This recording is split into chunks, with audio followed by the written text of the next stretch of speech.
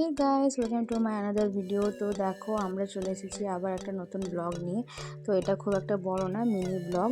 তো দেখো আমরা সবাই মিলে চলে যাবো আজকে মেলা। হঠাৎ করে আমাদের প্ল্যান হলো, কিন্তু আমাদের কোনো প্ল্যানই ছিল না।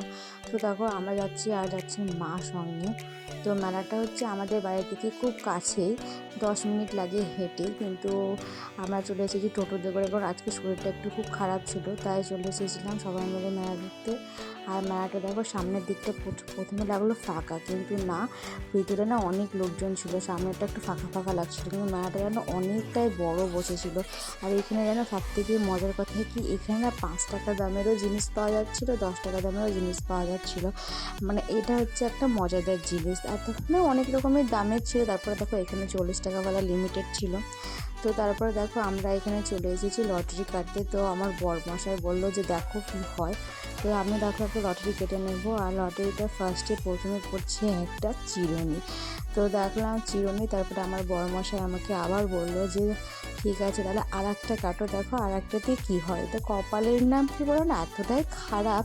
তো তারপরে দেখলাম যে আর একটা কাটলাম, তারপরে দেখছি ওটাতে পড়েছে একটা পেন। তো আমার বড়মশাই বললো, এ রে, এত ভালো ভালো গিফট থাকতে তুমি এই পেলে না, তো এটাই তো ভাগ্য না। আর লটারিতে সচরাচর এইগুলো পাওয়া যায় না। তো এইগুলো মগ, চিরুনি, তারপরে এইসবই পাওয়া যায়। তারপরে মা বললো যে দেখ আমিও একটা কাটে দাঁড়া, দেখি কি পাওয়া যায়। তো মাও একটা লটারি কেটে নিল, আর মায়ের ভাগ্যে ছিল একটা মগ। তো যাই হোক, 10 টাকা দামের টিকিটে একটা মগ পাওয়াটা অনেকটাই ভালো, কিন্তু আমি যা পেয়েছি একটা চিরুনি, আর একটাতে পেয়েছি একটা পেন। তো তারপরে ওখান থেকে চলে এসেছি। দেখো আর ভাই বললো যে আমি এখানে চাপবো। তো ও ওখানে একটু খেলা করছিল, আর দেখো কেমন ব্যাঙের মতো ধপধপ করে লাফাবে। তো ও ওখানে খেলছিল, আর আমরা সব দাঁড়িয়েছিলাম। আর দেখো না, ও ঝগড়া করতে লেগেছিল, এই চেপে না চেপে জানাম ঝগড়া করিস না। তারপরে দেখো কেমন করে লাফাবে, দেখো এই দেখো ব্যাঙের মতো করে লাফাচ্ছে।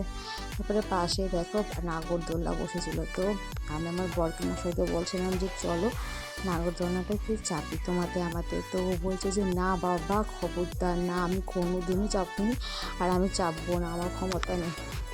তারপরে দেখো আমাদের মেলা টেলা ঘোরা হয়ে যাওয়ার পর আমরা চলে এসেছি একটু খাওয়া দাওয়া, একটু ফুচকা, কারণ আমার বরমশাই ফুচকা খেতেও খুব ভালোবাসে।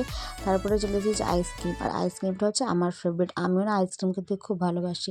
তারপরে মেলা টেলা ঘোরা হয়ে যাওয়ার পর বাড়ির জন্য নিয়ে নিয়েছি সামান্য একটু জিলিপি আর গুড়ছুরি আর পপকর্ন। তো ভিডিওটা এতটাই অবধি, যাদেরকে ভিডিওটা ভালো লাগবে তারা প্লিজ লাইক কমেন্ট শেয়ার করে দিও। আবার দেখা হচ্ছে নতুন ব্লগে, টাটা।